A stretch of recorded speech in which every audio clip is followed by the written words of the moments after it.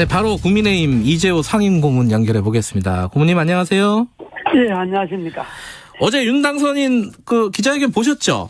예, 잘 봤습니다. 예. 보시고 나서 이제 그 SNS에 올리신 걸 보니까 예. 뭐 존중한다, 그리고 뭐 기대한다. 그 전에 말씀하셨던 거랑 조금 바뀌신 거 아니에요? 어떻게 봐야 됩니까? 아니, 그 앞에 건 안 읽어보고 뒤에 건 읽어보셨네. 반대한다. 일단. 용산으로 청와대가 나오는 거는 그건 뭐 늘 주장했던 거니까 100% 옳은 일인데 네.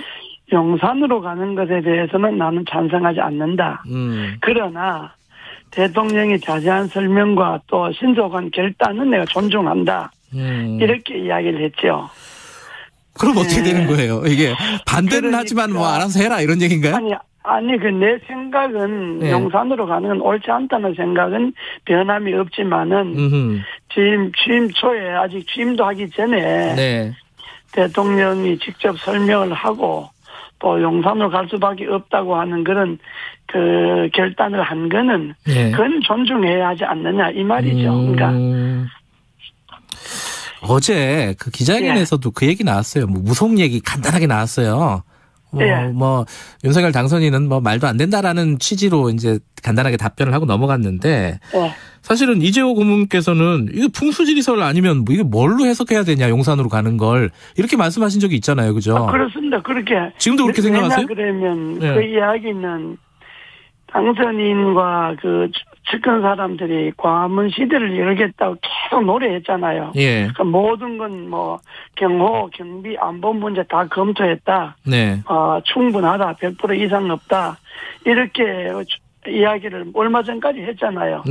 그래 놓고 느닷없이 용산으로 간다 그러니까 일반 국민들은 그 무슨 소리냐 뜬금없이 그럼 처음부터 용산이라도 검토한다는 것으로 국민들에게 이야기하든지 왜 후보 시절에는 광화문 시대를 열겠다 광화문으로 가는 것에 아무런 그 문제가 없다 해놓고 지금 와서 용산 이야기하느냐 그러니 국민들이 그게 무슨 풍수 지리설 때문에 가는 것 아니냐 이렇게 오해할 수도 있다 이 말이죠. 그러면 지금 고문님께서는 어찌됐든 광화문으로 가는 게 맞다 이렇게 보시는 거예요? 그 생각은 내가 그 생각을 갖는 거는 두 가지 이유가 있습니다. 하나는 역사적 이유가 있는데 이 광화문이라고 하는 광화문 그 거리는 1425년에 세종 7년에 세종대왕이 이제 경복궁 정문을 광화문이라는 지금 빛광자하고 화자 광화문의 이름을 썼잖아요.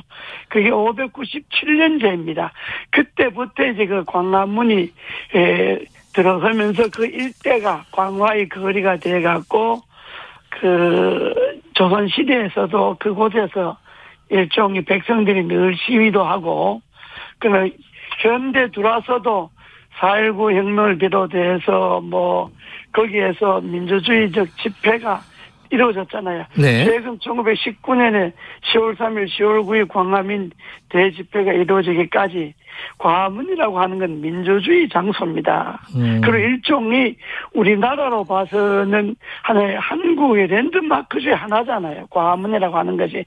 그러니까 광화문 자체를 말하니까 소위 그 행정동묘로 세종로로 하는 그 일대가 다 광화문이 광화의 거리죠. 광화의 근데 거리. 거기 보안 문제나 뭐 전파 문제 뭐 여러 가지로 바로 이제 그 이야기를 안 된다는 거 아니에요?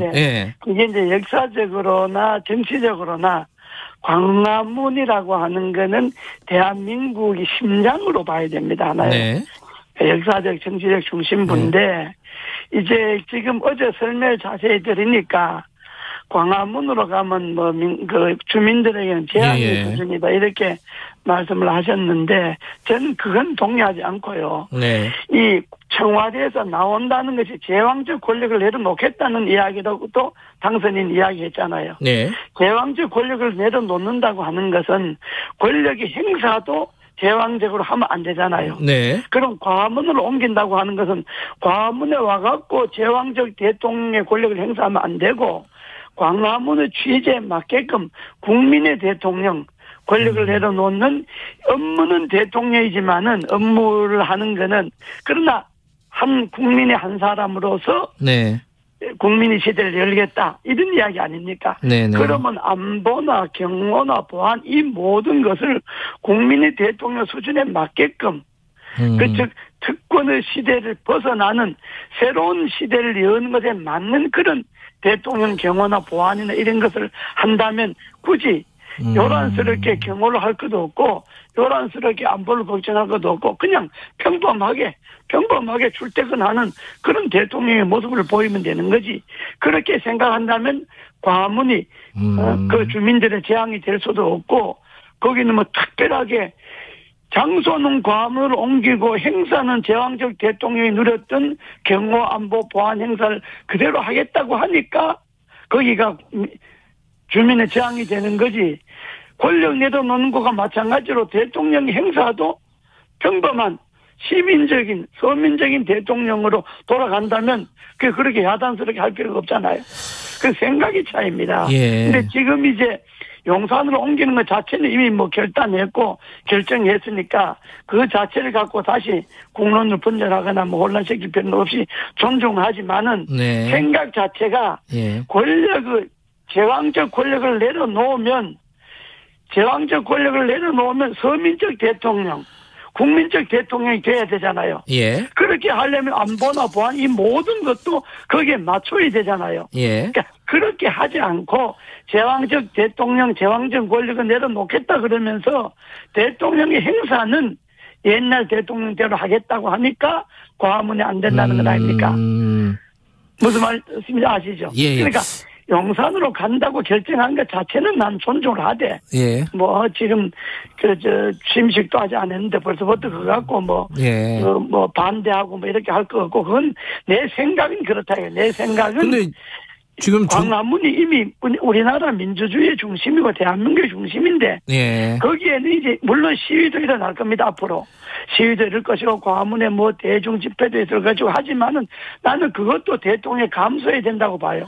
10만, 20만이 모이면 거기에 대통령이 나가서 당당하게 대통령의 의견을 개진하고 국민 여러분 뜻도 존중하지만은 내 의견은 이렇다 하고 이야기할 수 있는 그런 시대 대통령이 되는 것이 윤석열 시대가 아니냐 이 말이죠. 그렇다면 굳이 용산으로 간다는 것이 청와대에서 나오는 것은 100% 찬성이에요. 거기 또 뭐 조선 총독부 건물이었다고 하니까.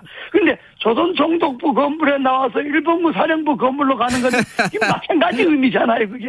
그거는 앞뒤가 안 맞는 거다. 근데 벌써 그 용산에서 이제 거기 집무실 마련하면은 그 주변에 집회나 시위를 일부 제한하겠다. 뭐 이렇게 얘기를 한단 말이에요. 이거 어떻게 봐야 돼요, 그러면은? 뭐 집회나 시위를 제한할 것 같으면 광화문에 떠날 이유도 없는 거지. 그리고요. 그러나 그럼 우리가 이제 생각해야 될 거는 지금 이제 인수위가 한 열흘 지났잖아요. 또 대통령이 직접 나와서 친절하게 설명도 자세히 하고 또 용산시대에 대한 희망도 주고 이런 그 이야기를 했기 때문에 그 결단과 결정 존중한다 이거예요 저는. 그러니까 뭐 용산을 가는 건 존중하는데 그러나 이런 문제점이 있고 이런 문제점이 해소가 안 된 채로 용산으로 가고 있다는 거는 당선자나 인수위 측에서도 이해해야 된다 이 말이에요. 알겠습니다. 그 다른 얘기 좀 해볼게요.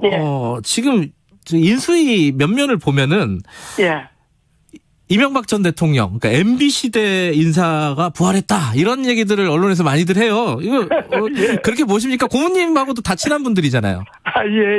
그럼 MB 시대 인사가 부활했다는 건 아니고 우리나라 공무원들이란 그러니까 다 정치권 인사들이라는 게 대 정권도 바뀌어가면서 근무하는데 MB 정권이나 뭐 박근혜 정권에 있었던 사람이 지금 인수위에 들어갔다고 해서 그것이 무슨 뭐 MB 시대의 부활이다 이렇게 이야기할 건 없고 MB 개가 부활했다고 한다는 거는 MB 시대의 정치를 주도했던 사람들이 등장하는 데는 그렇게 말할 수 있지만은 MB 시대 때 공직에 있었던 사람이 들어가는 거 그거야 뭐 무슨 관계 있습니까? 능력이 있으면 하는 거지.